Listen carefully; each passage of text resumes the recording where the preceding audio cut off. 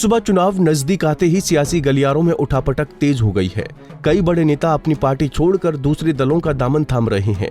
कुछ नेता पार्टी में अपना पद छोड़कर नाराजगी जाहिर कर रहे हैं। अभी भले लोकसभा चुनाव होने में थोड़ा वक्त बचा है, लेकिन अभी से सियासत गर्मा गई है। जिस नेता को जिस पार्टी में अपना स्कोप ज्यादा दिख रहा है वो उधर ही जा रही हैं, और अगर पार्टी नहीं भी छोड़ रहे हैं तो कम से कम अपना पद तो छोड़ ही रहे हैं। पार्टी के पद से इस्तीफा देने वालों में सपा के कई नेता शामिल हो चुके हैं।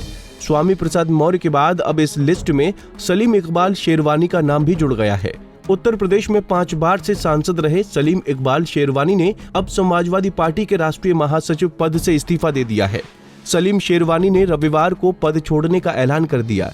इसके साथ ही उन्होंने कहा कि अगले कुछ हफ्तों में वो अपने राजनीतिक भविष्य के बारे में निर्णय लेंगे।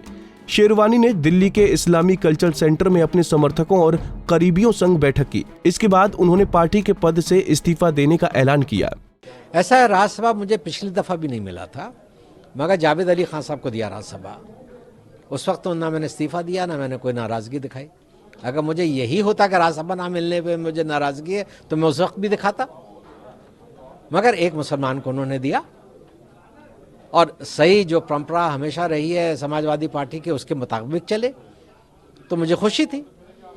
इस दफा मुसलमान का सवाल नहीं है और मेरा सवाल नहीं है, किसी मुसलमान को दे देते। अगला कदम मैंने जैसे कहा कि मेरे साथ बहुत सारे मेरे साथी हैं, मैं उनके साथ बैठूंगा और बैठ के फिर फैसला करूंगा कि मुझे आगे क्या करना है। ये कोई अभी तय नहीं है कि कौन सी पार्टी होगा। ज़रूरी नहीं है कि आप कोई पार्टी ही ज्वाइन करें। अगर आपको सेवा करनी है देश की, अपने लोगों की, तो आप बगैर पार्टी में भी रह के सेवा कर सकते हैं। दरअसल सलीम शेरवानी राज्यसभा में किसी मुस्लिम को टिकट न देने से पार्टी के आलाकमान से नाराज चल रहे हैं, जिसकी वजह से उन्होंने सपा के राष्ट्रीय महासचिव का पद छोड़ दिया है। बताया जा रहा है कि मीटिंग में मौजूद कई और नेता जल्द ही पार्टी के पद से इस्तीफा दे सकते हैं। बता दें कि सलीम इकबाल शेरवानी बदायूं लोकसभा सीट से 5 बार के सांसद रह चुके हैं। 4 बार वो समाजवादी पार्टी और 1 बार कांग्रेस से सांसद रह चुके हैं। 2019 के लोकसभा चुनाव में पहले इकबाल शेरवानी सपा छोड़कर कांग्रेस में शामिल हो गए थे। चुनाव में कांग्रेस से मिली हार के बाद वो सपा में वापस आ गए थे। वहीं अब इकबाल शेरवानी सपा के आलाकमान से नाराज चल रहे हैं। उन्होंने एक पत्र भी लिखा है जिसके जरिए उन्होंने अपना दर्द बयान किया है। वहीं उन्होंने अखिलेश के पीडीए पर सवाल भी किया। नहीं, आज की बात नहीं है।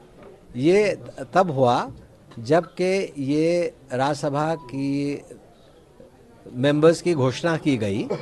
उस वक्त मेरे दिल आग में बात आई कि भाई जो हम जिस नारे पे हम चुनाव लड़ रहे हैं उस नारे पे हमारी पार्टी बिल्कुल सीरियस नहीं है, और जिस तरह से राज्यसभा के टिकट दिए गए, मेरा एक दिल में और मेरे साथियों के दिल में ये सोच उठी कि भाई जिस मुद्दे पे आप 2024 का चुनाव लड़ना चाहते हैं उसी मुद्दे पे ही से आप हट जाते हैं, तो हमारा क्या वजूद है, हम क्यों रहें पार्टी के साथ।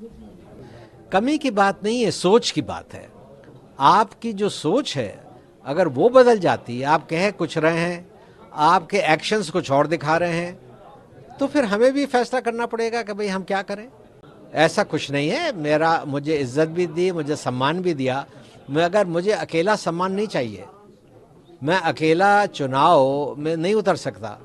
अगर मुझे सम्मान चाहिए तो अपनी पूरी कौम के लिए चाहिए, और मुझे अगर सम्मान चाहिए तो मुझे पूरे देश के लिए चाहिए। अखिलेश यादव ने पीडीए का नारा भले ही दे दिया हो, लेकिन उनकी अपनी पार्टी इससे ज्यादा खुश नहीं दिख रही है, क्योंकि सलीम इकबाल शेरवानी ने भी अखिलेश के पीडीए पर सवाल उठाए हैं।